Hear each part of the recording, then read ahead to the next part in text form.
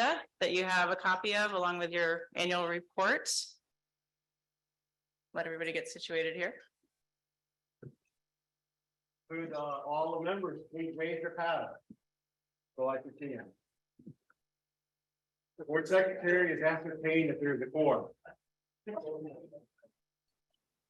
you. You can put them down. Okay, thank you, Frank.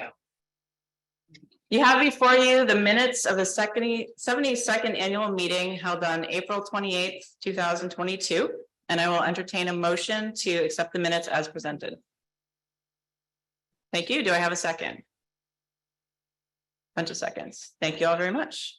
All those in favor, please say aye. Any opposed? Thank you. The motion passes. Included in the annual report before you are the audited consolidated financial statements prepared by our CPA firm, Clifton Larson Allen LLP. I will entertain a motion to accept the financial statements as presented. Thank you. Do I have a second? Thank you. All those in favor, please say aye. Any opposed? Thank you. The motion passes. Also included in the annual report before you are the CEO, chairman's, and supervisory committee reports. I will entertain a motion to accept these reports as presented. Thank you. Do we have a second? Okay, thank you. All those in favor, please say aye. Any opposed? Okay, thank you. Now we will move on to the election results. The nominating committee nominated a slate of candidates this year. There were no petitions to add to the ballot, and therefore voting is not required. Karen McGrath, Michael Posabat, Sri Ramakrishnan, and Charles Rumis have been declared by proclamation to fill 3-year terms. Let's clap. Thank you. Okay. So we are very honored to have all of you with us here today, both in the room and those of you that are attending virtually as well.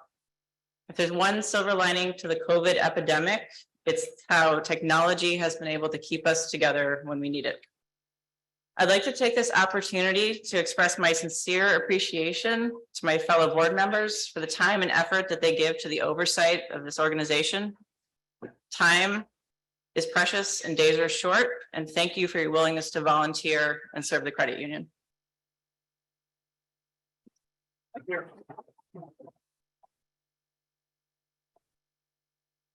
I'm sorry, I do marketing in my day job, so I'm all about the applause, and we're going to have some fun here. So,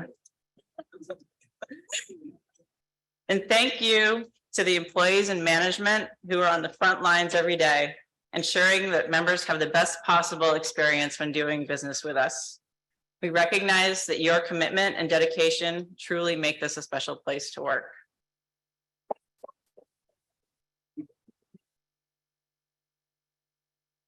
And to the members, we truly would not be here without you, and thank you for placing your trust in us.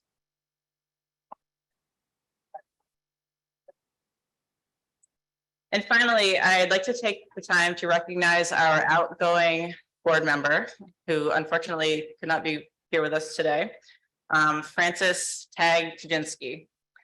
Tag has served on the board for 9 years, most recently as vice chair.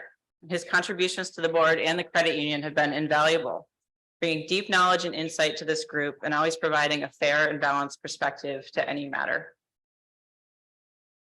He's a lifelong learner, and to that end, NorthCountry has made a donation of $2,000 in his name to his alma mater, St. Michael's College.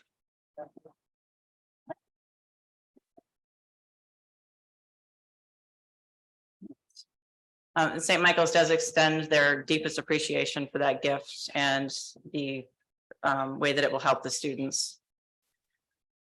Okay, and then moving on to unfinished business. Is there any unfinished business to present today? Okay. Is there any new business anyone would like to present? Okay. So last but not least, I'd like to also extend a huge thank you to our CEO, Bob Morgan, for his steadfast leadership and guidance through another successful year. And Bob will now join us to give his report. Please extend a warm welcome.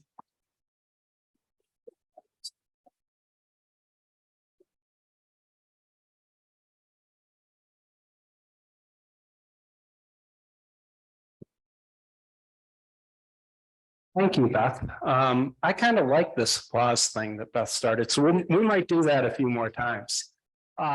First, again, for those of you who are here in person and those of you who are attending virtually, my name's Bob Morgan, CEO of NorthCountry. It's absolute pleasure to have you today. Thank you for taking the time to come. I'm confident we'll make this really worth your while. All right, here we go on the applauses again, because I want to recognize three groups of members who really do deserve some significant praise and recognition. First, our board of directors, they're all volunteer. They give countless hours of service each and every month to this organization, responsible for setting the strategic direction of the credit unions. Really important stuff. Supervisory committee. Again, this is a volunteer group of members. They serve as the audit committee. They meet every month. They have a keen focus on protecting member and credit union assets. And a planning committee. This is an all staff committee who is responsible for everything you're experiencing here today. Have put this all together, did all the hard work. All three of these groups really deserve some praise and recognition for their contributions to today and to NorthCountry.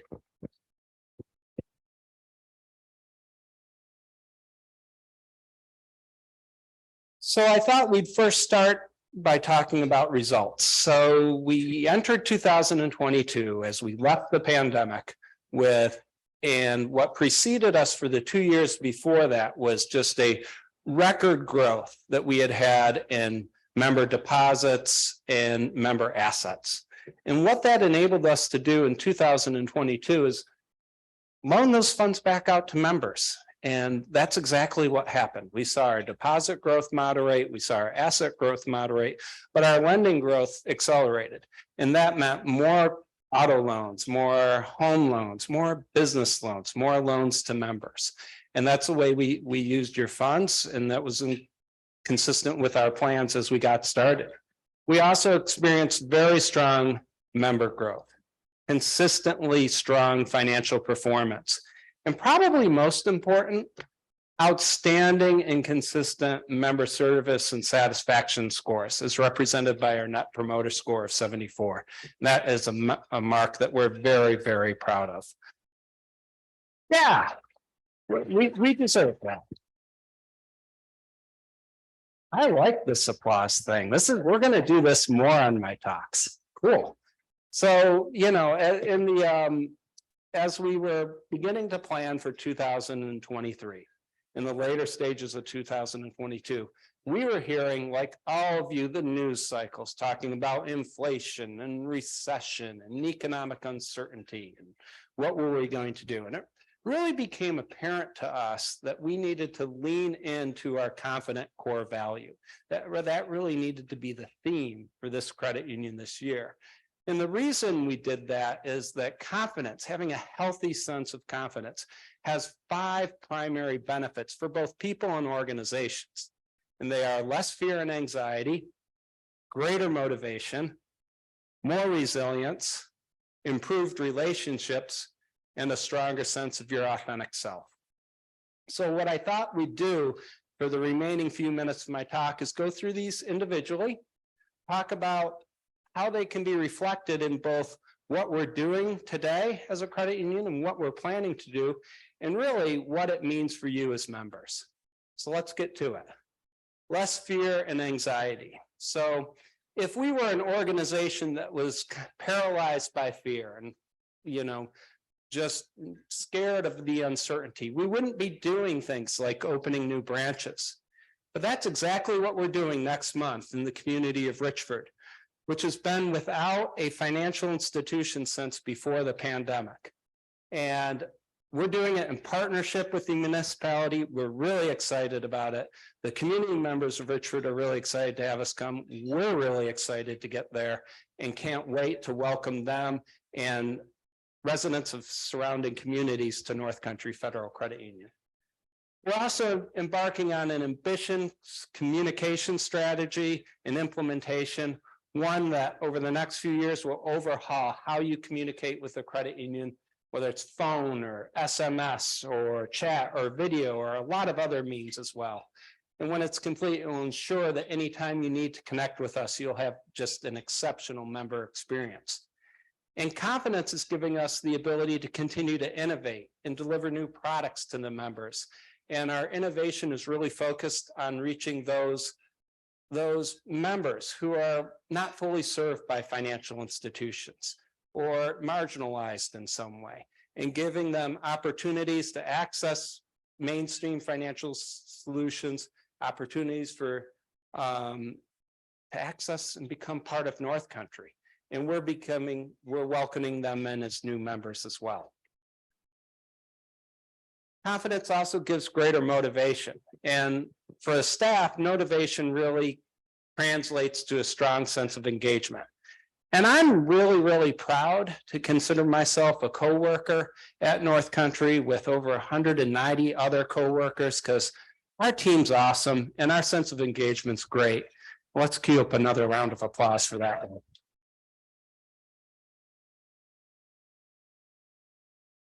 That's measured by consistently high Gallup scores, and most recently by being selected for the 7th consecutive year as one of the best places to work in all of Vermont.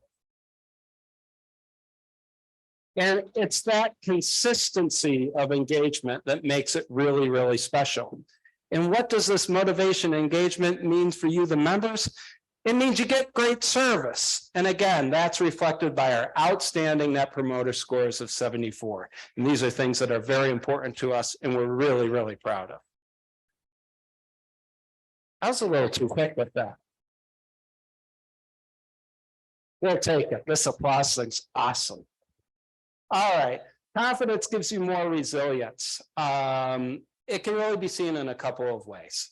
So our information technology department, thank you, Scott and his team, is just about completing a major technology project that will provide us as an organization complete redundancy in our internet service providers. What that means is when it's done, we will be able to, if any of them have any major sustained outages, you're just not going to know as a member. We'll be able to continue services seamlessly and immediately.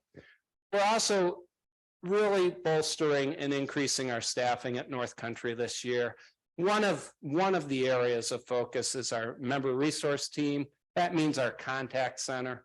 And as a member, that means that anytime you need to reach out to us by phone or chat, you'll be able to receive excellent, timely answers to any questions or any help or any requests that you have.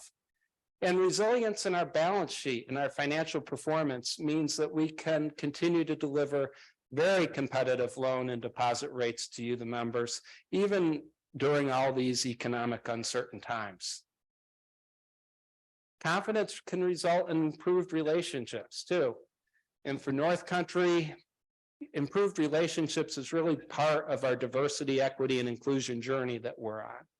And, you know, the purpose of which is so that anybody, regardless of background, can be comfortable in your true, authentic self in your interactions with NorthCountry, regardless of whether you're a member or an employee.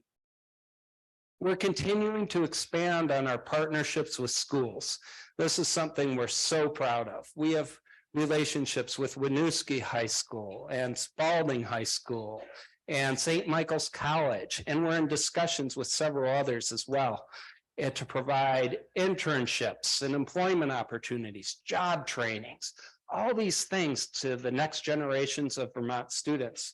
And it provides them an understanding of a financial institution and a credit union, and specifically NorthCountry. But we get benefits too, because our working with them really helps us understand what the needs of the next generation are. so we can better adapt to the changing demographics that we are seeing here in Vermont. It's really cool, and we're going to be doing more of that. And our community partners, our relationships with them are so important. They do such great work. I saw Kyle here earlier. Kyle and the Y, it's just one of the groups that we support. And they do such great work, kind of helping the most vulnerable Vermonters. I'm so proud to say that last year we donated over $500,000 to support their great work. So thank you.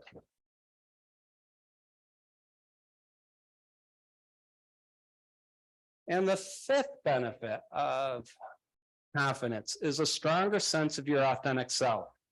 And for North Country, this really means our mission and our vision. And our vision, which is to be the community's most loved financial institution. And that was articulated a few years ago, but built on our foundation of our well-established 3 core values of confident, caring, and creative. And, you know, when you really think about it, and these things come together, what it does is create a common purpose, a common shared purpose that's understood and lived by our staff, that we have the opportunity each and every day to make a difference in somebody's life when we go to work at North Country. And that's really freaking cool. And that is really, really powerful. So we're very proud of it.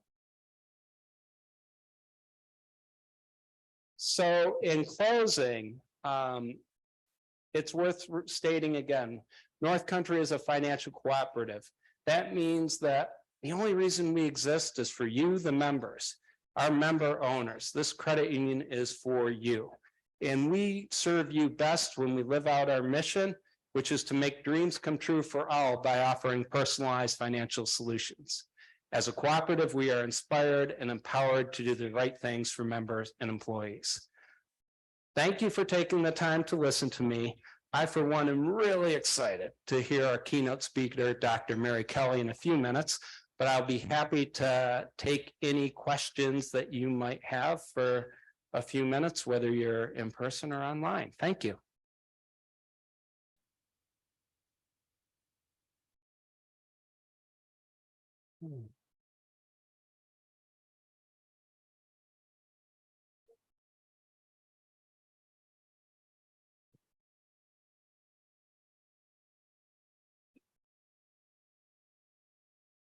If you have any questions, we'll get a mic to you.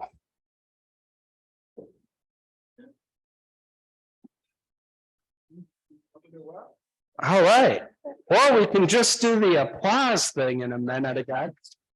We like that. And I'll have the board take a seat at their table and I will introduce our guest speaker. Thank you.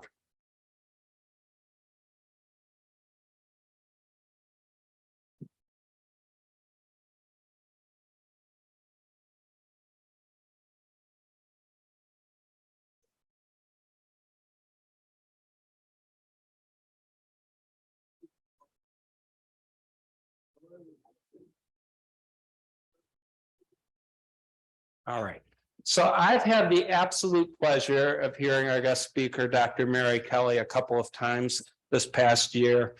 A sidebar, we had her do a leadership session with our managers and supervisors at the credit union yesterday afternoon. When I introduced her then, I said she was a rock star, and I think that's an appropriate title. But beyond that, her career actually began as a graduate of the United States Naval Academy.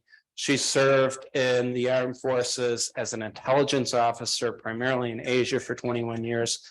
She got her PhD in economics and has taught at the U.S. Naval Academy, the Air Force Academy, Colorado State University in the graduate department. She is a fascinating listen. And if you like dogs and wine, you're in good company, because Mary, those are Mary's favorites. Please join me in introducing Dr. Mary Kelly.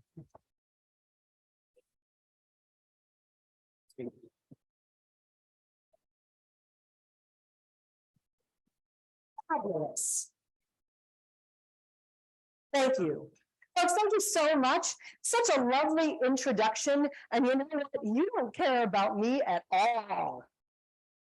What you care about is whether or not in the next hour or so that I have with you, whether I have something that is going to be of value. Do I have something that's going to help you with your day-to-day life? Do I have something that's going to help you reduce stress, increase happiness, help you achieve the goals you want to achieve at whatever part of your life stage you are in? What do you want to do next? Now, folks, right now is a challenging time, but some of you have remembered more challenging times. You remember 10 years ago, 20 years ago, 30 years ago, 40 years ago, 50 years ago. I don't know if anybody remembers anything before 50 years ago. But some of you do. And you have all of this wisdom and experience. And if you have wisdom and experience at all levels, it means you have the gift of perspective. So a few things I want to share with you today. Some of you might be wondering what this opening slide is. If you are in sales, or you're a small business owner, or you run teams of people, especially in the sales world, this is a great tool for you. You can scan this code. It is a personal QR code, and it will show you how personal information can be shared. How many of you remember Palm Pilots?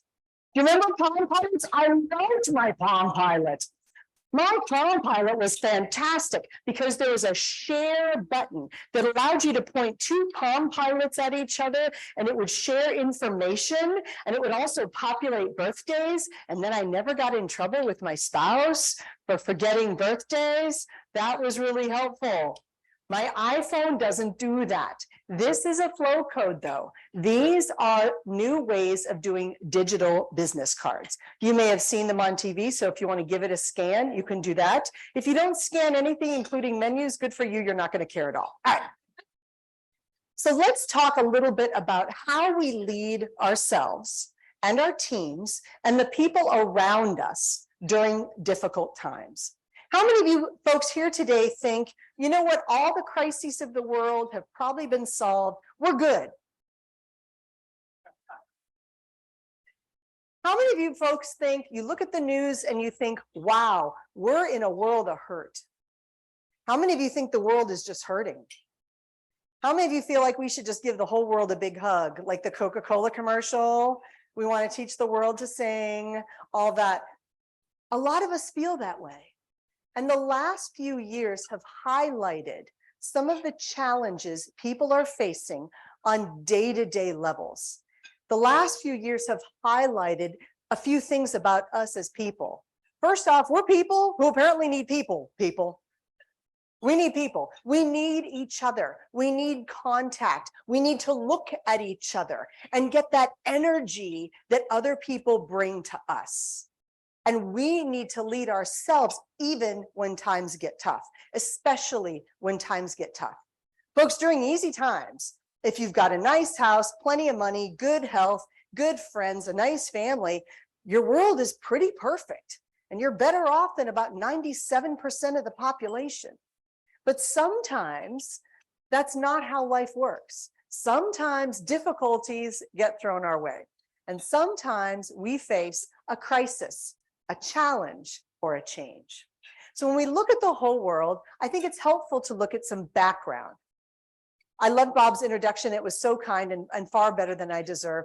I did get to go to the Naval Academy, which is an honor and a privilege. And I'm very grateful for that opportunity. I get to be an economist, which means, well, some of you, how many of you are economists? Any other economists in the room? Anybody ever have an econ class? Who hated your econ class? Be honest. You did. You know you did. Yeah, you did. It's because you had bad teachers. It wasn't about you at all. It's not about you. You're perfect. I get to be an economist, which means I get to look at data every single morning. And to me, data helps the world make sense. The world in all its craziness makes sense to me when I look at the data.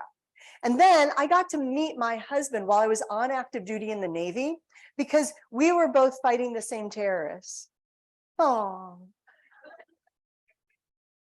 So our dinner time conversations were just like yours, I promise, just like yours.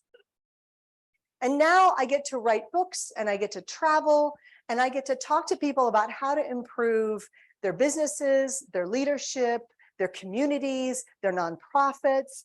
And to me, that allows me to meet new people, try to influence the world for good, and have some fun along the way. So that's kind of my goal, even though right now, world events are affecting all of us. And people say, well, are all the things that are going on economically, is that going to cause a recession? How many of you think we had a recession last year? Yeah, because we did. We did. Just because the government doesn't label it that doesn't mean it didn't happen. It happened. Are we going to have another one this year? Yes, but it's not going to be bad. Is the stock market going to continue the roller coaster it's on? Oh, yeah. How many of you ride horses? Okay, like nobody. Okay. Good, because that's what the stock market is going to be like for you if you're getting on a horse the first time and it just took off. Just hang on and hope you don't fall off. The market is going to continue to be a volatile place. So it begs the question for all of us, what do we as leaders need to know and do? Well, we as leaders, folks, have to see what's coming next. We have to see what other people do not see. We have to see everything underneath that. And the more experience you have, the less you take what you see and think you have the big picture. So if you're more experienced in this room, you see something on the news and you say, there's a lot we're not being told. There's a lot we just don't know. There's a lot more under the tip of the iceberg. So we've learned that over time. How do we then prepare ourselves for what is or could be, hitting the iceberg? I asked the group yesterday how many people have taken a cruise, and some people had. Did you know, folks, last June, a Norwegian cruise ship actually smacked into an iceberg? It's like they didn't see the movie. We know what happens. But folks, we got a lot of crises in the world. So when I talk about crises, I like to taxonomize things. And this is where I wander around and make the AV team very nervous. But I want to look at you and feel you, and I'd say touch you, but some of you are like, this is Vermont, Mary, we don't touch. There's no touching, no touching. Folks, we have crises, and I like to taxonomize the crises. There's geopolitical crises. This normally involves people being naughty. This involves nation states being naughty. Russia invading Ukraine, China saying they are going to take back Taiwan by 2027. And then they came back to us and said, well, y'all stop saying that we're taking back Taiwan. I'm like, well, you started it. You said it in October at Party Congress. I'm just saying back to you, President Xi, what you said. And then, of course, Syria was a hot mess before the earthquake that killed 43,000 people in Syria and Turkey. North Korea has decided that they need more ICBMs that can go further and do more damage. They're always being naughty. There's just a whole series of naughtiness going on geopolitically. But there's also pockets of good.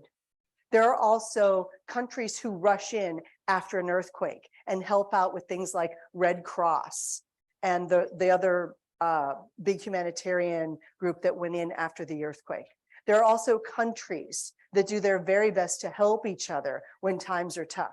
And there are individual people who are doing their very best to help other people on the ground. And that's what matters. So on the geopolitical side, it is very easy, folks, to look at the world and say, wow, it's a really big mess. And it is.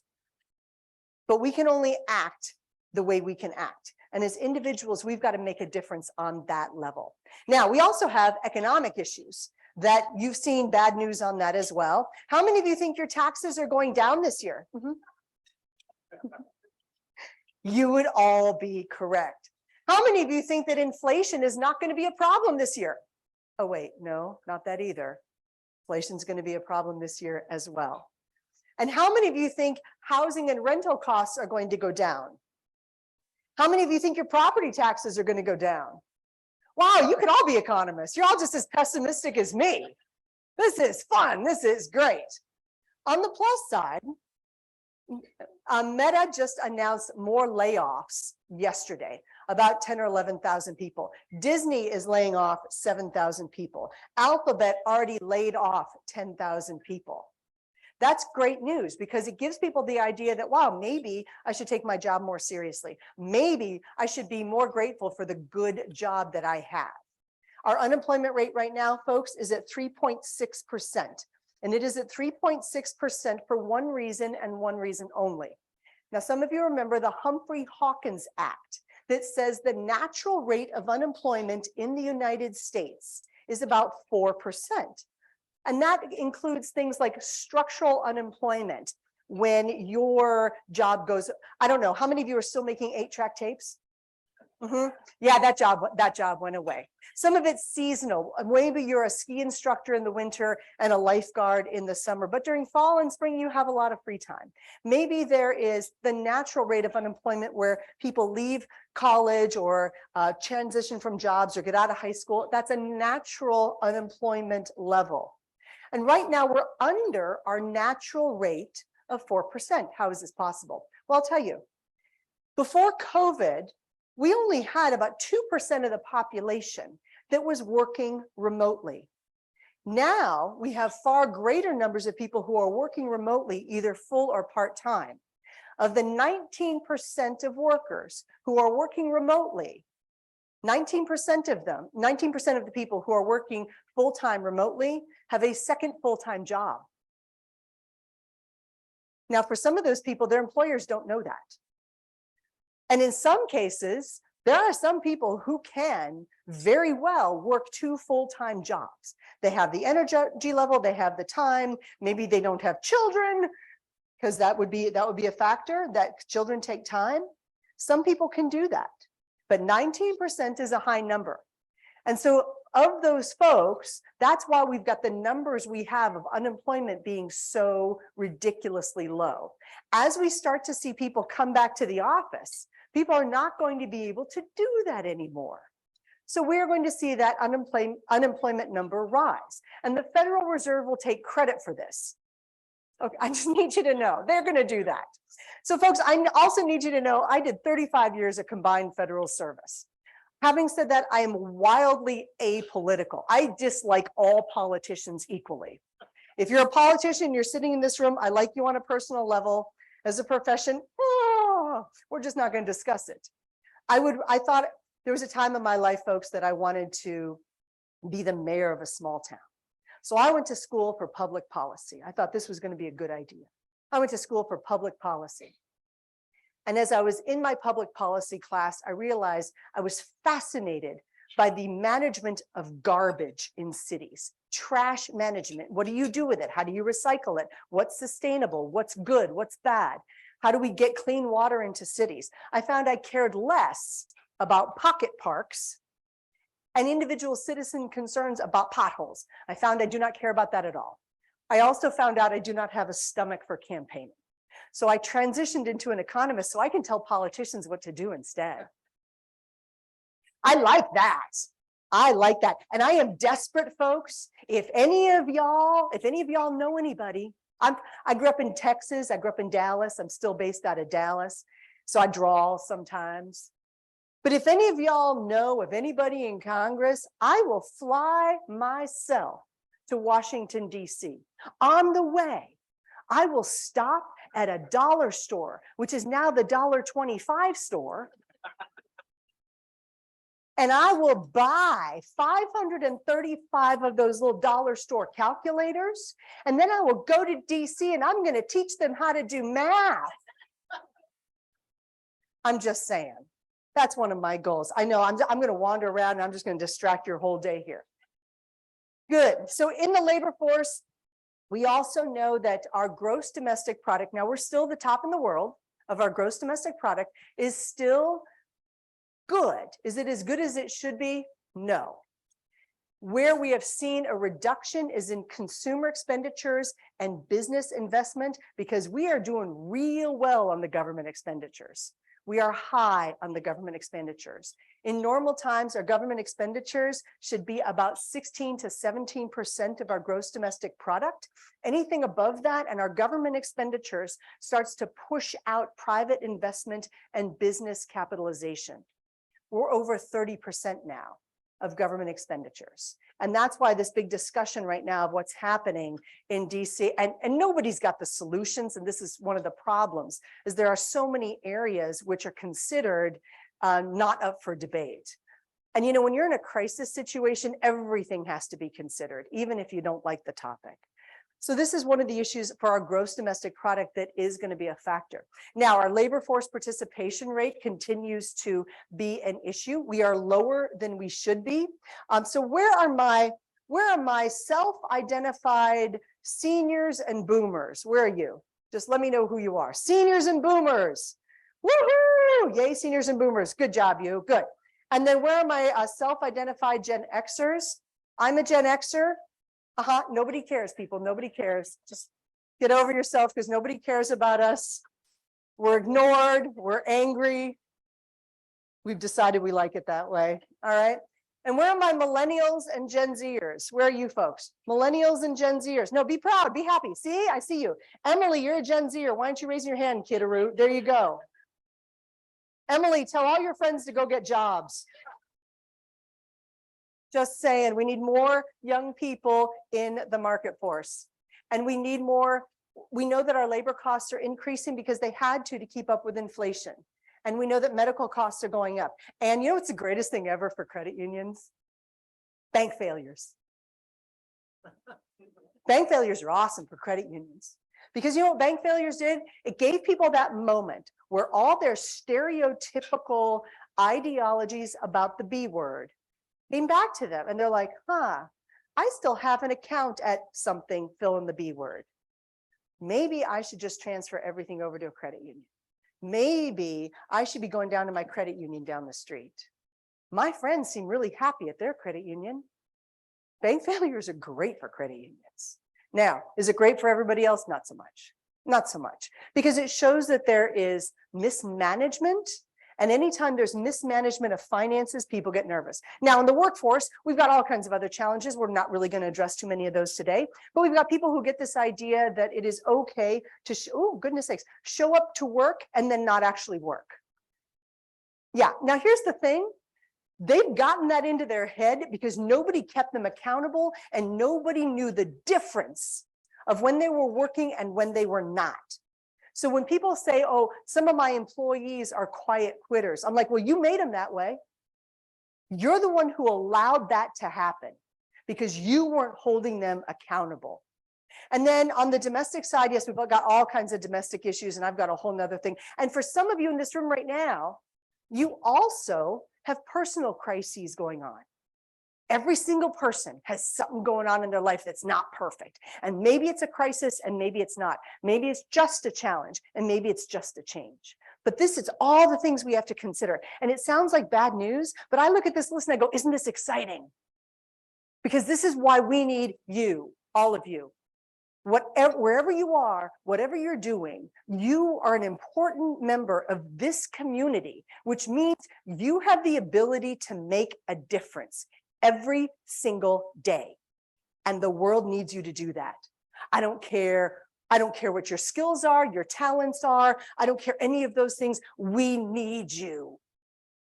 And you're here today, so you're stepping up. So if all of us together can make just a little bit of difference every single day, the world gets just a little bit better. We could just make the world 1% better every single day.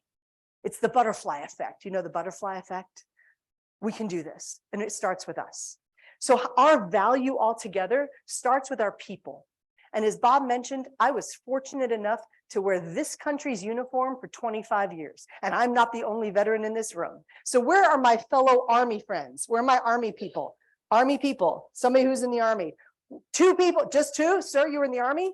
Good for you. Sir, you're in the Army? Good, just the 2 of you? All righty. What'd you do in the Army, sir? What'd you do in the Army? Oh, yeah, we're going to do that. Yeah, we're going to do that too. What? What'd you fly? Helicopter gunships. He's cool. He's really cool. Yeah, that's awesome. That's awesome. Oh, what'd you do, sir? Transportation. Yes. That is awesome. Do we have any Air Force folks in the room? Air Force people. No Air Force people? All right. Any other Navy people? I know we got at least one. Yes. What'd you do, sir? Well, on a ship. What'd you do on the ship? That was a vague answer. I was Julie, your cruise director. We don't really have that on Navy ships, although some people think we do. What'd you do, sir? Oh, but boiler techs, that's what you did. What'd you do, sir? Radars. Oh, that's how we don't get lost in the middle of the ocean. Because I got to tell you, I get lost going from here to your airport. I need the RMs in my world. Yes, ma'am. Public information. Yes. Awesome. Thank you. Woo, woo. Yeah, let's do it. Good. Do I have any Marines? Oh, I love me some Marines. Thank you, Jason. Woohoo! You almost always see them before you hear them. They're stealthy, the Marines. And I know that we're up here in Vermont. Any Coast Guard folks? Any Coasties? Do we have anybody with members of the family in the military? Members of family in the military? Yeah, lots of you. That's awesome. Hey, let's give all y'all a round of applause. That's awesome. I appreciate that. So when we talk about the difference you make, the people side, folks, is always the most important. And this is my sort of acknowledgement, my hat tip to my Army friends. How do we stay armed? How do we stay ready to attract, recruit and retain, mentor and manage, evolve and develop our current and next generation of leaders and community members? And that means, how do we do this for ourselves? How are we, at whatever development part we're in our world, how are we staying top of our game? How are we staying informed? And then making sure that we are using correctly the right tools, the right technology, making sure we're staying ahead of advancements in our field, and helping others by, again, the gift of our perspective, managing the uncertainty of everyone around us. Now, how many of you have a friend? I have a friend, and she lost her mind during COVID. Anybody have a friend who kind of just lost their brain? I had a friend who called me up crying all the time, Mary, we're all gonna die. I said, so I'm not helpful in these situations because I'm an economist. And I said, well, statistically, 1% of us will die. So I'm not always that helpful. Just want to point that out, not helpful. We're always going to have challenges. And I'm like, look, but if you want to look at this logically, yes, there's always going to be something that threatens us. It's always going to be something. There's difficult things out there for everybody. We have to manage the uncertainty and calm people down. In the face of difficult times, we have to be the calm voice of reason.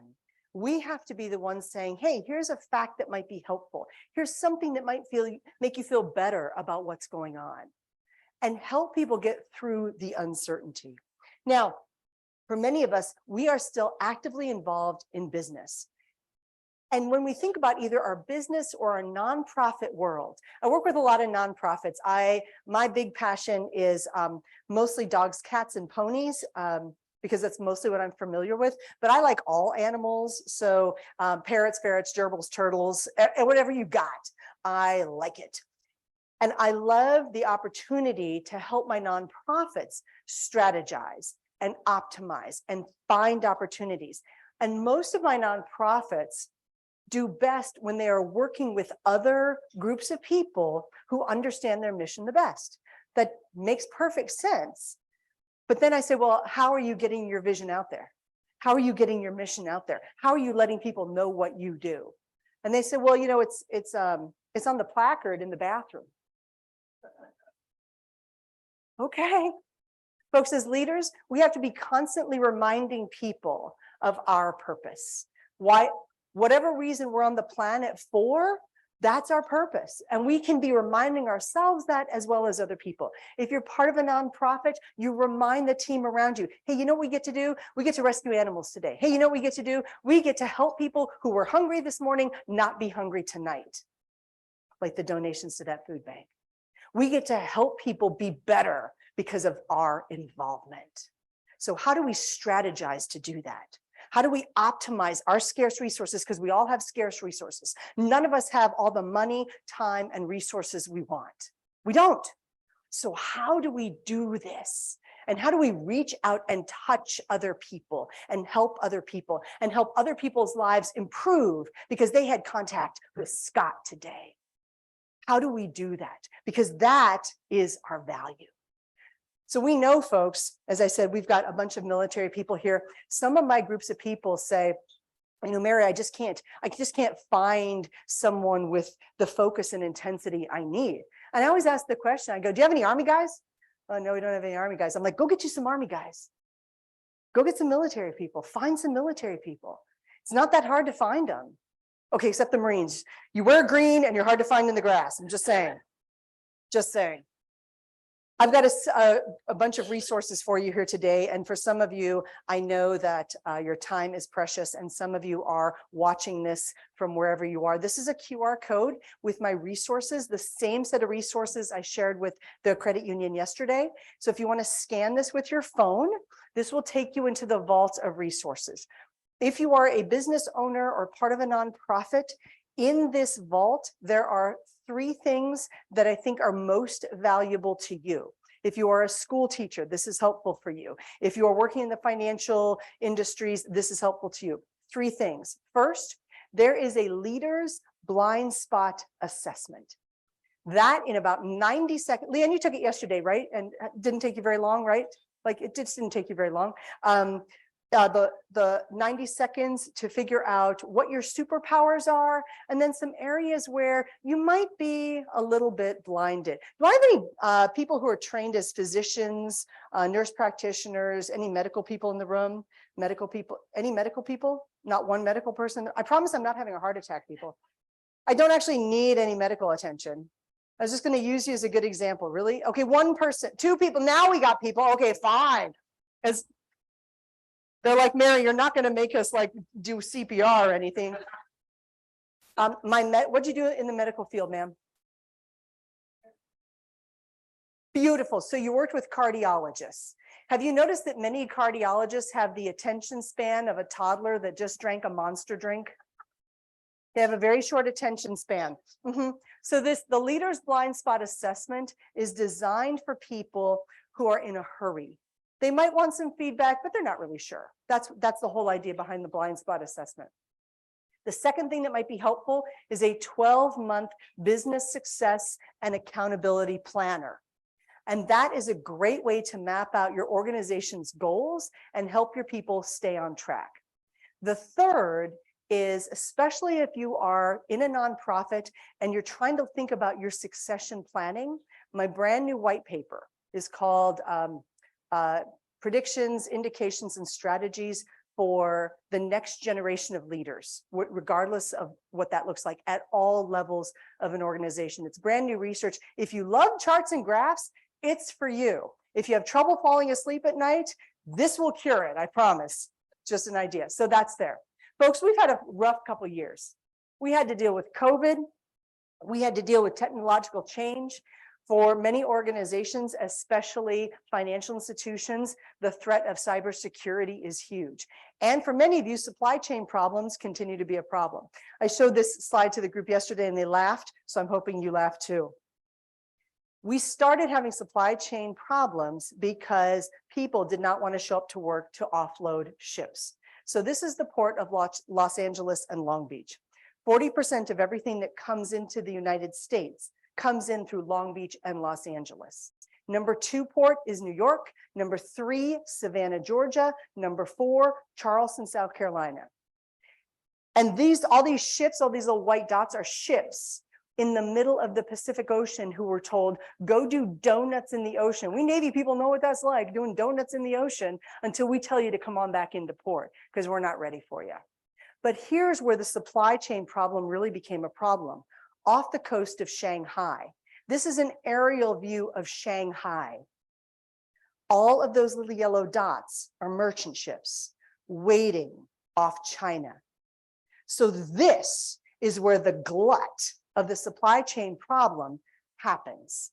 And keep in mind, folks, this is why the cost of a 40-foot container before COVID cost about $2,000. During the height of COVID, $29,000, because it takes fuel to do donuts in the middle of the ocean. You have to pay people, even though they're just doing donuts in the ocean.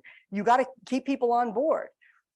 And now it's gone back down to about $10,000, and we're going to see these costs go down. That's going to be helpful. It also means you're going to get your refrigerator. It's been sitting out there for a couple months, just saying.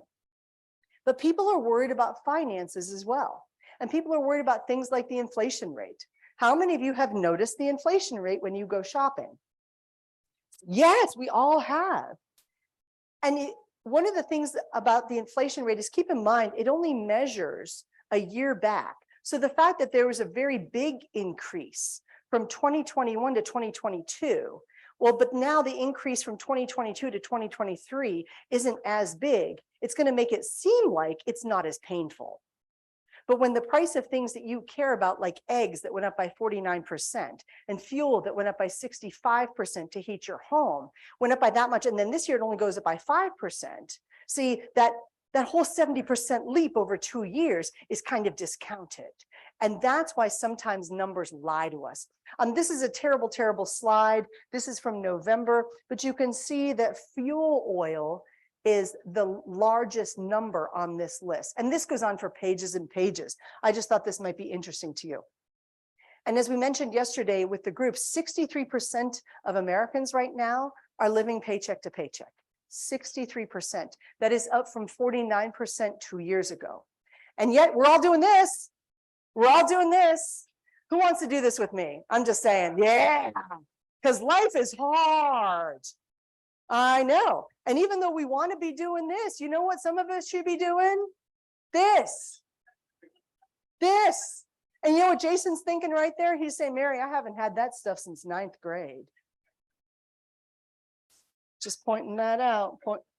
Kind of true. I know. And then where's my PBR lover? Like, I have PBR lovers. And I'm like, I would like to introduce you to beer. It's called craft or other things. I'm just trying to be helpful.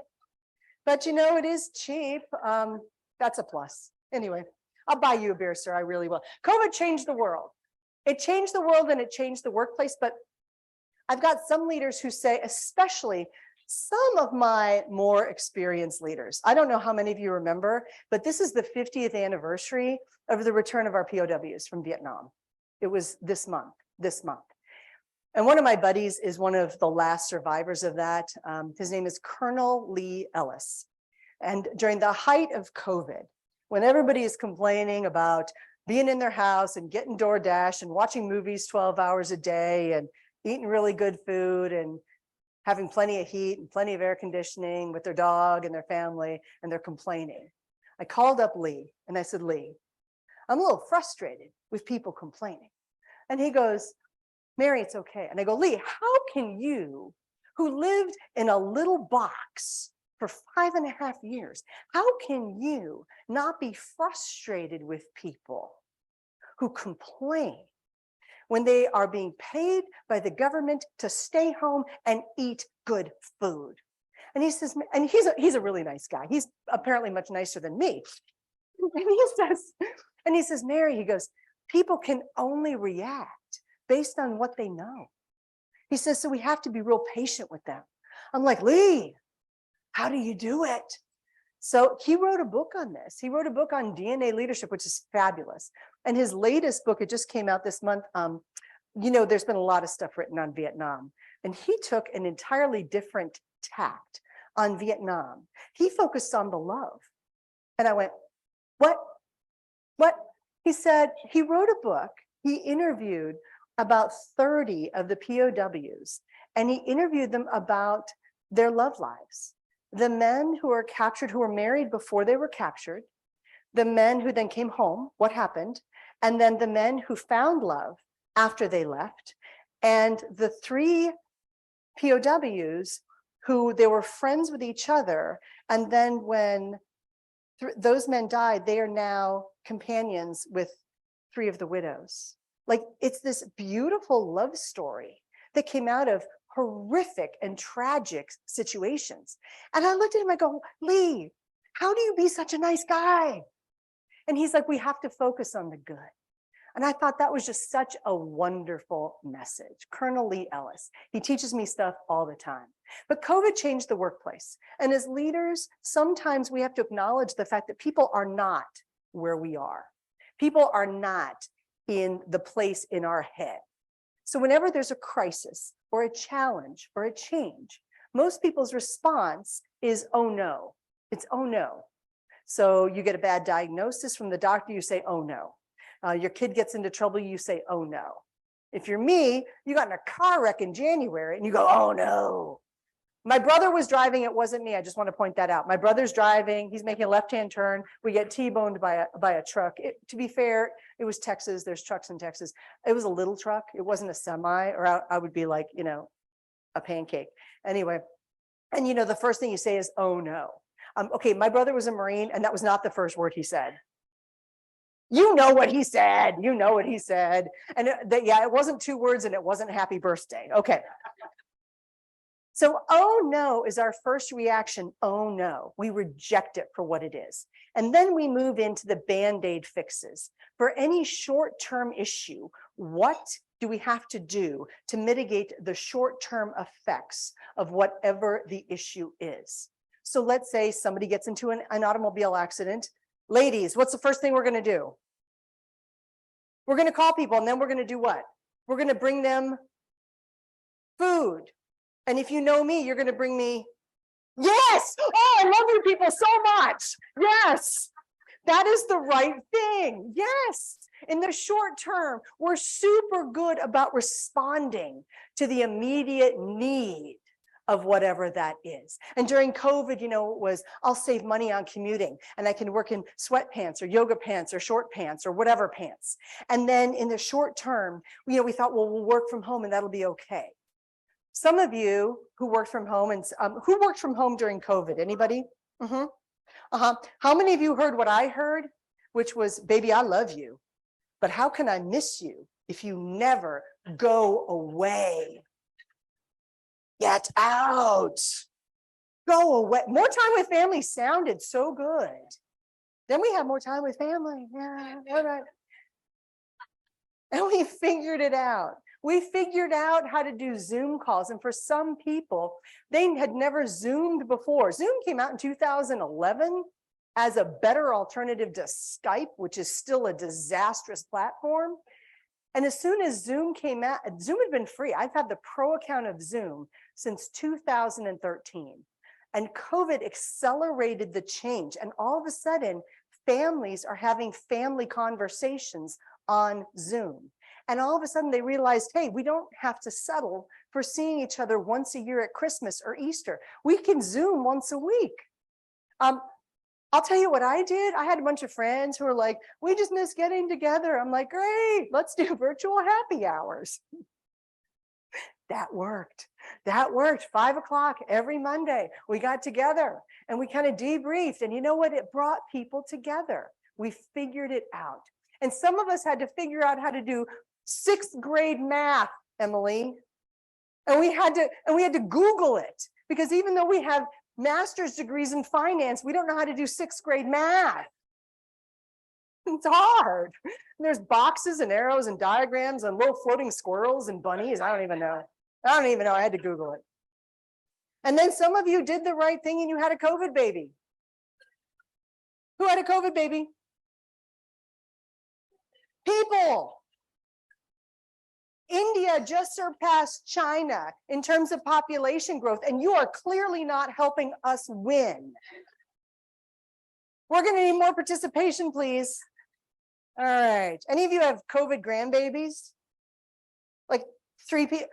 All right. I'm missing instruction manuals. Y'all need some help here. COVID babies. We need more COVID babies, people. And this pushed us into the realization. And this is where we exerted the gift of our perspective.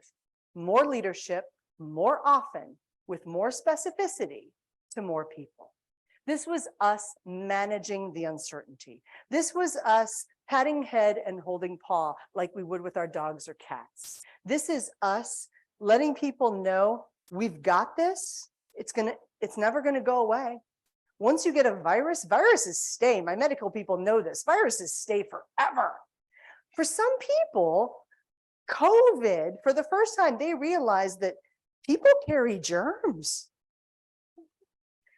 And at this time in my life, I thought, by the time I get into my 50s, all right, late 50s, I'm going to be dealing with flying cars, and instead I'm being told how to wash my hands.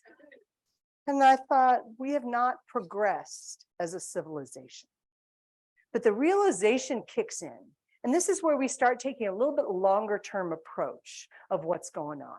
And then you know what? We're like, namaste. I got this. I am all the things North Country espouses. I am confident, I am caring, and I am creative. I've got this. And this pushes us into the resolution stage. In the resolution stage, you know what we say? We got this. We're going to support each other. We're here for each other. How can we help each other? This is a beautiful place.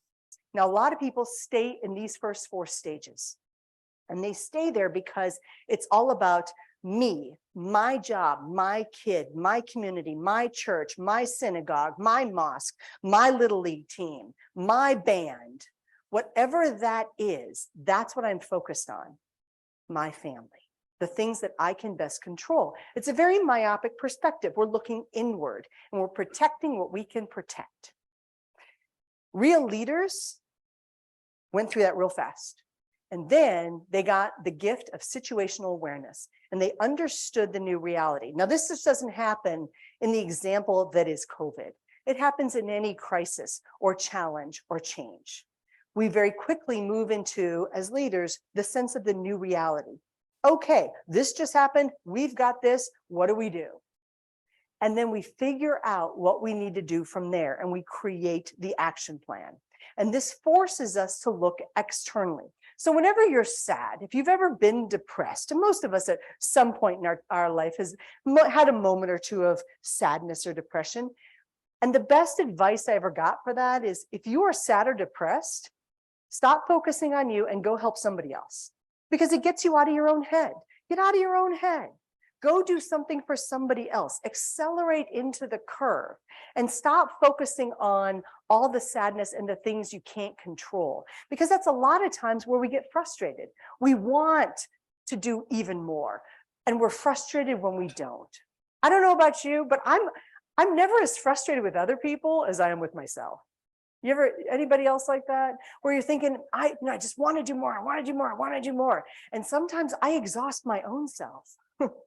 I do. And sometimes you get to be some people around me and I exhaust you too in the process. They're like, please, yeah, you get 1 hour, not 6, Mary. I'm like, darn it.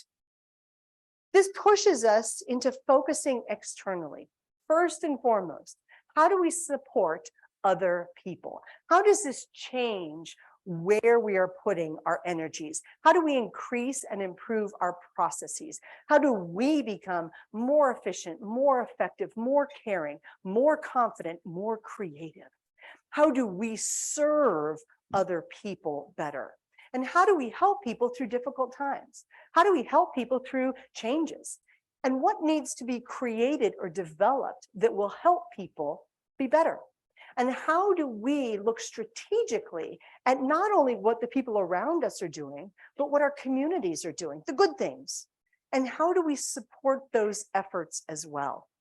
And what do we need to be doing to stay focused on what's really important? Because it is so easy to watch the news and become really sad. Very little of the news, unless it's very superficial, is cheerful.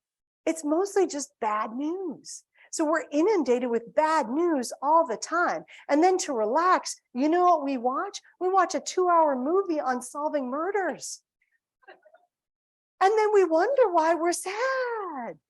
So we've got to be looking externally, how to best serve others. And some of you will see the humor in this and others will not, and I'm okay with that. But when we think about our stress levels, and when people come to you and say, oh, you know, mom, dad, honey, sweetheart, whoever you're talking to in your family or your friends, and they say, I'm just so stressed out about everything going on in the world. These are the 6 questions I like to ask. Do you own this problem? Can you fix this issue? Will your actions affect the outcome? Will your influence be helpful to other people? Will you be happier truly if you get involved in some kind of stupid argument with somebody you don't know on Facebook about politics? Really? Is that going to make you happier? And then will your involvement help others? And if the answer is no, maybe you don't need to do it. Maybe you can ignore it. Maybe you can go on and do things that you can control. What can you control? Your relationships. You can say please and thank you to the people who matter most in your life. You can help the people around you feel appreciated, and most of us do not. You can help the people around you understand their level of importance. You get to control how many dogs or cats you get. By the way, if you'd like another dog or cat in your life, please call me. I will get you one. I don't fly out till tonight, and I can find you one before tonight. I'm looking at you, Bob. I'm looking at you. I keep pushing this. By the way, folks, if you like me, you're never going to see me again because there's a kitten being delivered to Bob's house right now. Just pointing that out. And your family involvement, how can we help be a better family member? I will tell you, one of the gifts I got during COVID was I got to be a better daughter. I got to be a better daughter, partly because my travel had been cut back a bit, not humongous amounts, but a good bit. And you know what? When my sister showed up and gave my parents COVID, I went to Texas and took care of my parents. If I had my normal schedule, I wouldn't have been that good a daughter. Thank goodness that I got to be a better daughter. Thank goodness for the opportunity. How do we say thank goodness even when it looks tough?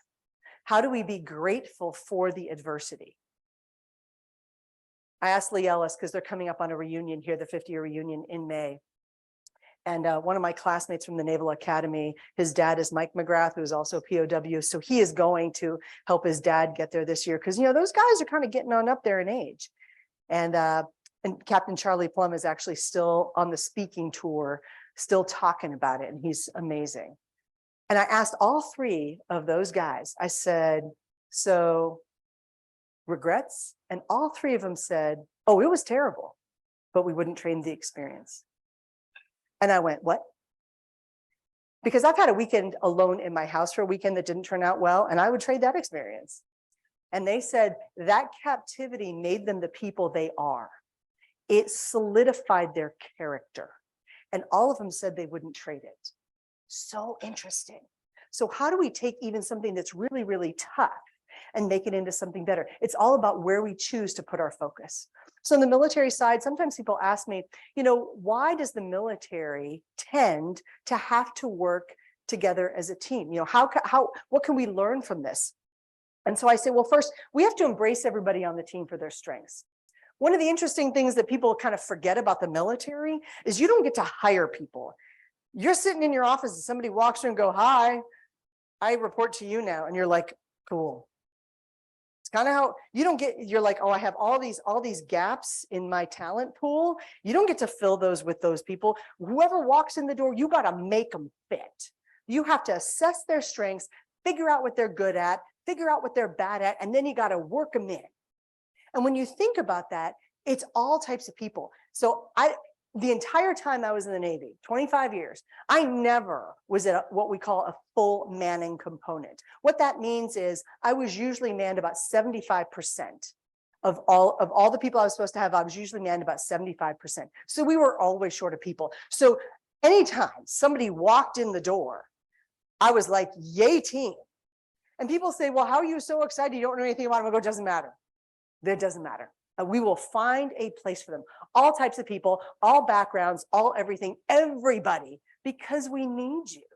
And so you don't even learn. It's just so innate that you embrace everybody on the team. And we stay in a team mindset. I think your son is a 78 grad out of the Naval Academy. Yes, ma'am. Mm-hmm. And so they teach us to march at the Naval Academy. And everybody always says, well, this doesn't really do us any good, left, right, left. It doesn't really teach you anything because Well, hopefully, if you didn't know your left from your right, hopefully you figure it out then. Otherwise, you just throw everybody off. But that's not what it's about.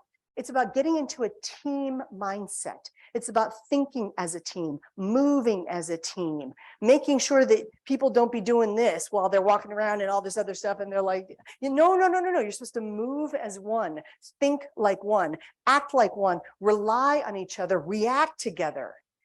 And that's what we're trying to teach by teaching people to march. Also, it teaches them their left and their right, which on a ship is kind of important, port, starboard, all the things. All right. So we have to be in that team mindset, especially when we have people who are working remote or living remotely from us. In years past, maybe we didn't see people for years at a time because maybe they would just show up every 5 years for a holiday and as part of the family, or maybe we couldn't get families together. Well, now we can do this. We can help people stay in that mindset. And now this is just for you. It's making you a little bit nauseous there, RM, just looking at that carrier right there, just a little nauseous. Smell the diesel, just feels so delicious, doesn't it, BT?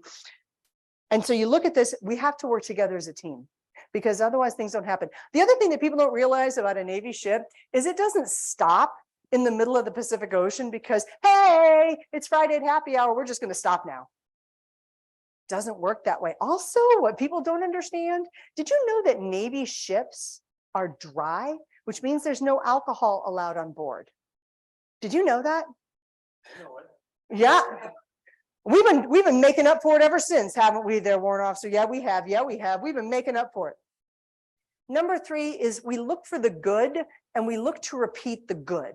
We look around and say, what's working? Okay, we tried that, maybe that didn't, like the space thingamajigger that went off this morning, they're like, well, 30 out of 33 components worked, 30 out of 33. The thing still blew up, but we learned a lot.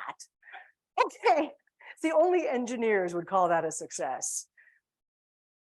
Y'all, okay, let me help you. There's a space shuttle-y thing and it launched this morning and then it just kind of blew up, but there's nobody on board, so we're fine.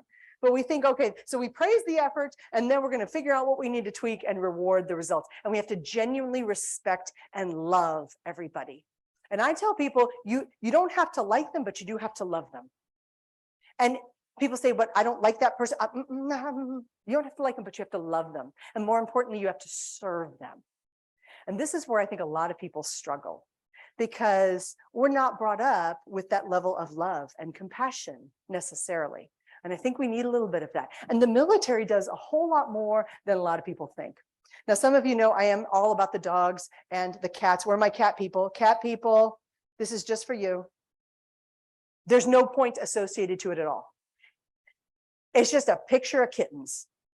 I just want y'all to feel good about yourself. It's the only reason. It's the only reason. And I'm gonna pause for a commercial break. What time do you actually want me to stop talking? Because I'll go for like 3 days. Like I have no problem at all.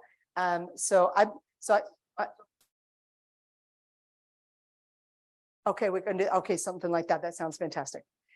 So I don't know if you can actually train cats. I know there was a Vegas act a few years ago that had some big cats and it didn't end that well. Sorry, too soon. I don't know. So I don't know if you can actually train cats. My cat people, can you train cats? Yes, no, maybe. Or have they just trained you? Maybe that's more appropriate. All right. So folks, a couple things. When you are rewarding people in your immediate family, the people you work with, the people you volunteer with, your communities, let them know when they're doing a great job. Thank people for a specific action. Don't just go, thanks. And especially, I've been married. I was very fortunate to be very happily married for 30 years. So fortunate. And sometimes I noticed when I got real busy, I would stop saying please and thank you to the person who meant the most to me. And it's kind of easy because you sometimes think, well, they know what I mean. My siblings and I were all military. We all talking short, choppy sentences. And sometimes, you know what? It's a little rude. We're a little rude with each other. And we're very directive with each other, a little bossy with each other. Shocking, I know. We're all military. So it kind of works for us, but other people look at that and think that's not great communication because it doesn't work for other people. It mostly works for us. So when you are thanking someone, thank them for a specific action. Let them know that what they did was valuable to you.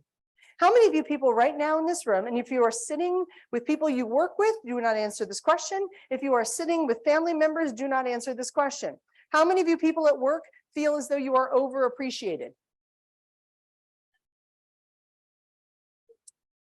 Right. And many people say, well, my people feel appreciated enough. Okay, but if I asked them, do you feel appreciated enough at work? Would they say yes? For my volunteer organizations, they go, we do all these things for our volunteers. I go, but if I ask the volunteers what's meaningful to them, would they say they are appreciated enough? And that's a very different question. And the same question at home. Do you feel overappreciated at home? Emily, now is when you raise your hand, sweetheart. Now is when you raise your hand. No, I'm overappreciated at home. I did have one fellow, last week I had about 800 people in a room and he goes, yeah, I am. I go, oh, Charlie, you live alone at home with your chocolate lab. Of course you are overappreciated at home. But most people are not. Say please, say thank you, use nice words, and don't reward bad behavior.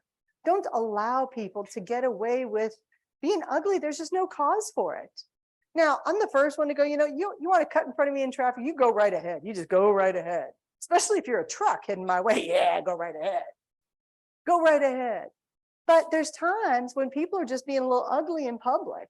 And this is where I start to draw a little bit more, because you can get away with more if you draw. You can. So this woman, it's always on planes. People are just, has anybody been on a plane lately and witnessed some bad behavior? Such bad behavior. So I'm sitting in my little seat and this woman behind me takes off her shoes and puts them in between the two seats. The feet. There are no shoes on these feet. And she is also watching a movie with the sound up and no headphones. And I'm a nice person occasionally. Sometimes. On Tuesdays. And I looked at the person next to me and she looked at me and she rolled her eyes. Now she and I have now bonded. Now we got that bonding moment. Like the enemy of my person next to me is now we're now friends. We are blood sisters now.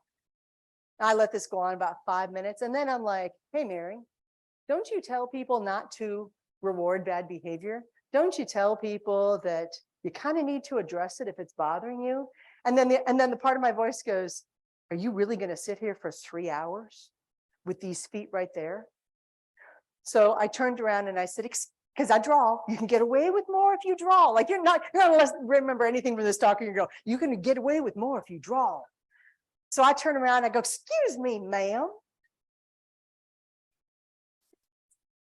Would you like a pair of headphones? And she says, no. I said, well, headphones are what you use so that you are not bothering everyone else around you. And she says, oh, she turns down her stuff. And then I said, oh, and also, I would love it if you could please remove your feet from where there was food and will probably be food in the future. That would be great. Hey. She moved her feet. The lady next to me is like, buying you a drink. And she did. But sometimes we don't know how to correct bad behavior without it bubbling over. So back when I was at the Naval Academy, I remember I started out as a physics major, force equals mass times acceleration. It's like all I learned in physics. It applies to hockey.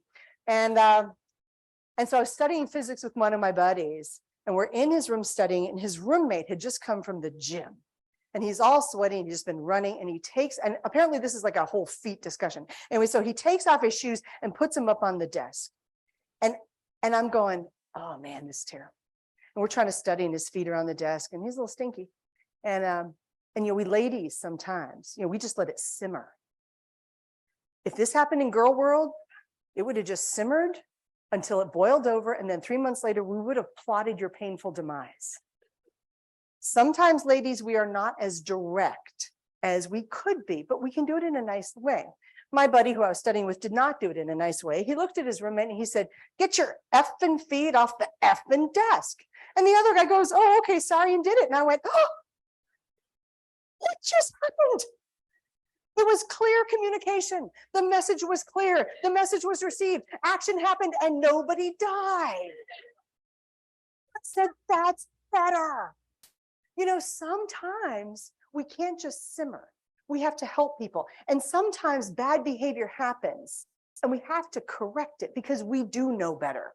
And more people don't correct bad behavior because they are afraid of how they will be perceived. If you do it a nice way, you can draw, I can teach you.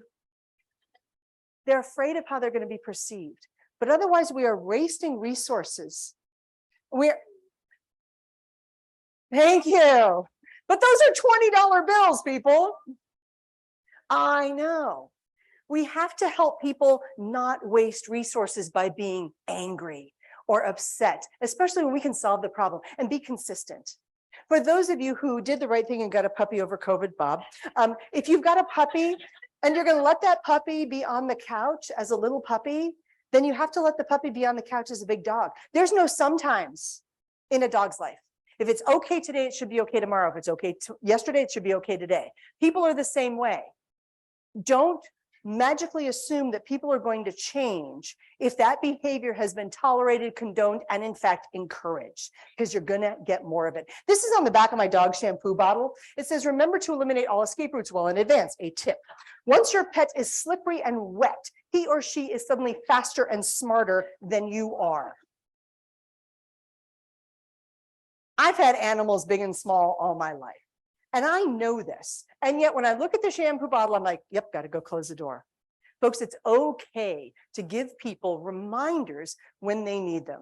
I have a sticky note on my computer and it says, drink more water today. Now I know I need to drink more water. Our bodies are like, I don't know, 70% water and our bloodstream's 90% water. I know I need more water. Well, my bloodstream may have more alcohol in it than I don't even know. I don't even know. And thank you all for the fun last night. We need to do that. And I have to remind myself, it's okay to provide people with helpful leadership reminders, helpful life reminders, help people be successful. If I have a meeting with somebody, you know what, the day before, I send them a note, I go, hey, does tomorrow morning at 10 o'clock still work for you? Boom. Like, help people be successful. Help people by reminding them of things. And across all sectors. And it does not matter if you are at a school, if you work at Dunkin' Donuts, if you work at the credit union, across all sectors. You know what people want? They want a good quality product. They want their interactions with people to be pleasant. And they want the process to be easy. How many of you have ever been to a Costco or a Sam's Club or a BJ's? Has anybody never been to one of those big stores? Okay, we'll go shopping, sweetheart. We'll go shopping. That's good. That's good. If you've ever been there during Christmas time, and you know, you got your cart of stuff, you know, and then you go up to the front of the store where the cashiers are, except that's not where the line is. The line is all the way back in the bakery section. And as you are getting yourself back to the bakery section, you are suddenly very good at math. And you are calculating how many items each person have in every single cart on your way back there. And then you are dividing that by the amount of time it's going to take them at the cashiers up front, because there's only 2 of them working. It's easy math. And then you pause close to the clothing and you look at your cart and you ask yourself the question, do I really need this? And you look at your watch like that's going to matter. And then you make the decision. And if you're me, occasionally, you know what you've done? You've walked out. And I know, because I've worked for these people, I know it's going to take them far more resources to put all that stuff back than if they were just doing this on the conveyor belt. And part of my brain goes, and they deserve that. Some of you liked me in the beginning and now not so much. And others like me more. The process has to be easy. The people have to be pleasant. And we respond to incentives. Never forget, we're just like your dogs and some of your cats. We respond to incentives. So if you want people to do what you want them to do, give them the incentives to do that and help the people around you succeed, whatever that looks like. Now in the military, we train so we don't have to think. That's how I view it. Because when bullets start flying, if you go, okay, no, wait, there's a checklist for this and there's a manual, I really need to go through the steps. Now you're dead. You don't have time for this stuff. You train like you fight. So train so that your default is the proper default. So when I would be on deployment, the agreement I had with my husband was, because that was back where okay, for some of you, this is going to be a crazy idea. To communicate, we would get a pen and we would write in cursive on paper. And then we would fold it and put it in more paper and put a stamp on it. It was a little stickum thing with a label on it. And it would be mailed. And that would take its merry time going across the Pacific into several other countries. And months later, I might get this. There was a high possibility and probability, you've been there, of misunderstandings. And our agreement was, if there's more than one way to interpret something, default to the good. Whatever that person said, you're going to default to the best possible outcome, not the worst, because our brains tend to go to the worst possible outcome. I'm here to tell you that if any single member of the credit union team is told, hey, Bob needs to see you in his office, they're not thinking it's going to be, Bob's got donuts. It's going to be, uh-oh, I'm getting sent to the principal's office. I'm in trouble. Even though Bob is not that way, it is our default in our head that we automatically tend to default to the worst. And you're seeing this sometimes in society where people are just assuming a bad outcome. We got to help people with training.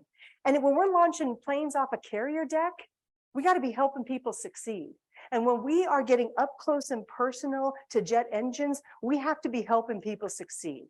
And I mentioned yesterday, and I was surprised, the average age on board one of my aircraft carriers, and I still think they're all mine, 19 and a half years old, folks.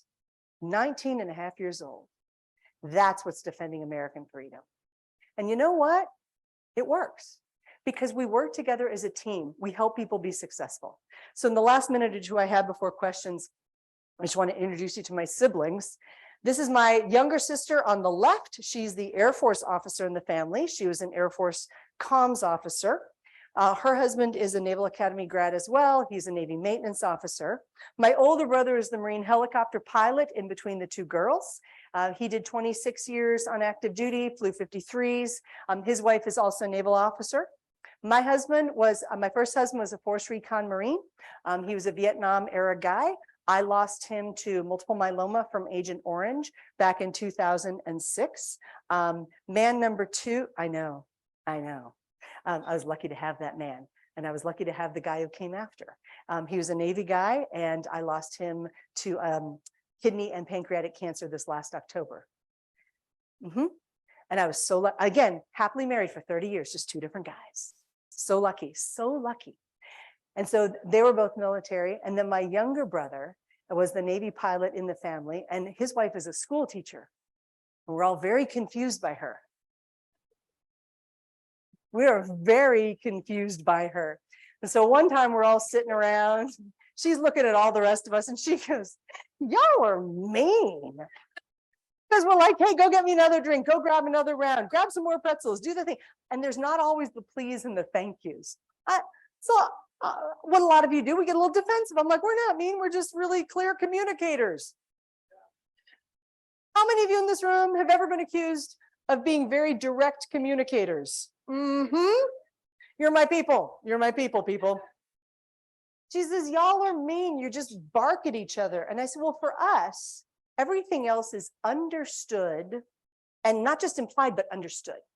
We understand. So when I land in different places, I don't send a text back and go, hey, because we text all the time. Mom's on a thread, we're on a thread, we text all the time. Hey, just got to Burlington, Vermont. Come to Vermont, they said. It's beautiful in the spring, they said. It's snowing, I said. No, see, I didn't say that. You know what I said? SOD, S-O-D, SOD, safe on deck, SOD. When a plane lands on a carrier deck and it catches the wire, you know what? You're SOD, you're safe on deck. Unlike SOD, BTV. Boom. That's it. That in my family is clear, perfect communication. Everything else is understood. Super excited about the work I get to do here. Love the people I get to work with. Love you all. Miss you all. Hope you're having a great day. See, all of that, they know. And we do remind ourselves sometimes, not as often as we could. So I went to school with my sister-in-law because she's a school teacher. And she teaches first grade. And if you've got little people in your lives, she's the teacher you want. First off, she's adorable and she's sweet and she is kind and she is patient. And her classroom looks like a Disney World magical place and it's beautifully decorated. And there's all these little first graders running around. Who has first graders or second graders in your life? Like kids, grandchildren, any of those people? Okay, so I walk in. There's a decibel level that I was not accustomed to. There's this shrieking. There's this noise that they make. What is that noise? And they're running all around and there's all these things happening and they're sticky. And there's things coming out of them and it's sticky. And they're shrieking and they're sticky. And I looked at her and I said, combat is so much easier, more organized. And that night I said, over wine, I said, how do you do it? And she says, well, I have to teach the way they learn. Oh. See, wouldn't it be great if we all communicated with other people, not how we like to get communication, but how they like to get communication. Boom. So let's all be great at communication. If you're just going to be good at one thing, be great at communication. So just our reminder, we're going to put our own masks on before we do other people's masks. This is that leader's blind spot assessment. This is a terrible slide, by the way. I'm giving you terrible slides. Congratulations. And this is going to map out the 8 prime drivers of your superpowers and what needs to happen next. And so if you're interested, this is that QR code. If you want to do it manually, you will, there's a way to do that. You're going to see frogs. You're going to click on the blue button and you're going to take the leader's blind spot assessment if you want. Oh, that didn't come out well. So you can just text. It's okay. If you want, and you've got a phone, you can text the word dog to the phone number. It's only 5 digits, 66866. Way too many sixes to be comfortable. I know, I wasn't happy about that either. 66866, the word dog, not cat, 1 dog, single dog, only 1 dog. Or you can just take a picture of this, productiveleaders.com /2023 success, and it'll take you right there. And that's going to give you all the fun things that I talked about, the 12 months of action, how you map out every month if you're interested in that. There's also some fun ebooks in there, how to be a better leader in just a few pages, how to maybe do a digital detox if you find you're a little bit too attached to your gadgets, and how to better control the things that you can control. If you are looking to hire more veterans, this is 100% free search on how to go find more veterans for your board opportunities, for your nonprofits, for your businesses, if you're at all interested. My buddy Sam Richter created this because I said, veterans don't want to be thanked, they want to be hired. That's what they want. And unfortunately, some folks have this idea of veterans that we're all somehow homeless living under a bridge, and we're not. There are a few, but most of us aren't. And then I showed this picture to the folks yesterday. My Navy guys know the answer to this. How many people live in this space? The answer is 18. So when you want to tell me about how cramped your life was in COVID, I'm probably not going to get that excited for you. But if you want to tell me about the good you're doing in the world, I want to hear all about it. Because we've got to figure out our direction. This is my 2 dogs. I said, girls, look at mommy. It's what I got. It's what I got. So folks, as you're thinking about how you're going to change the world, the word that comes to mind with me about you, it's a Hawaiian word called kinaole. And it means do the right thing at the right time, with the right spirit, to the right person, every time. And if we all did that, I think the world would just be a little bit better place. So thank you very much, folks. I appreciate you all. Have a great day. Thank you so much.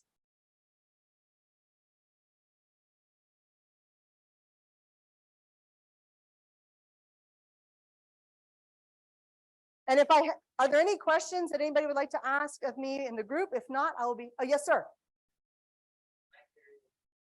Go ahead. Just talk. I can hear you. I'll repeat it. I know, I'm going to repeat it. Or not. Can you hear me good? Oh, yeah, real good. Okay. I was curious, the 6 questions you put up, if we have access to those questions so we can reflect on them more. Yes, and you phrased that very nicely. That is in the handout in the vault called Control What You Can Control. It's the hand reaching up. It's right there. Mhm. Okay. And if you want the whole PowerPoint, you just send me an email. I'll send it to you. Okay. Is that good? Yeah, and Boom. do you have any have you offered any books? You probably have. I have 15 books out 15 there. books. By the way, if you want to protest leadership and buy a lot of them, I'll sell them to you at a discount. Like you can light them on fire. I don't really care as long as you buy the books. The best, there's about 5 million gajillion leadership books out there. I wrote 2 that I still like a lot. One is called Master Your World, and that's for first level supervisors. It's on Amazon. It's Master Your World. There's a dog on it. The other one is called, of course, there's a dog on it. The other one is called Why Leaders Fail, and the 7 prescriptions for leadership success. That one also, they both won a bunch of awards. That was really nice. The third one is called Who Comes Next? And that's about leadership succession. That one won the Benjamin Franklin Award for just straight leadership. Master Your World. Oh, the 5-minute leadership guide, also pretty good. Like I've got 15 out, about half are good. I'll give you a list. It sounds Send me like an you're email. I'll send you a being list. humble. Thank you for asking, and the shameless pitch for the book. I appreciate that a lot. That was awesome. Yes, sir.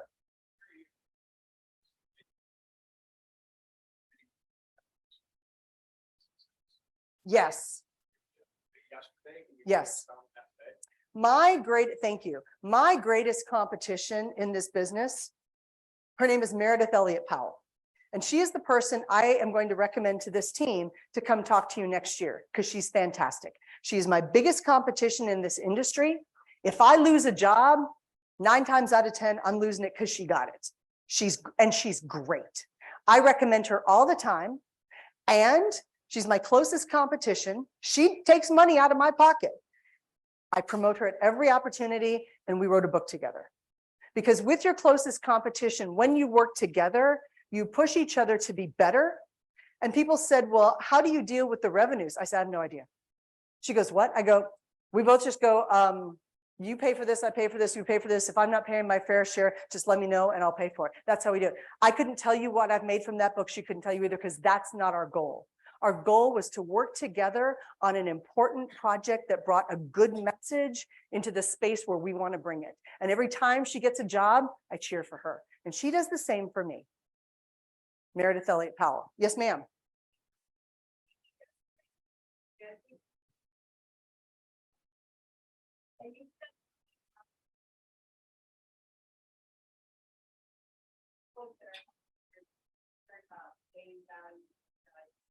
Mm-hmm. Yeah, don't sell now. Don't sell now. Housing prices have started to come back down. Housing rates have peaked. According to the National Association of Realtors, last week, the median price of housing in America is about $360,000.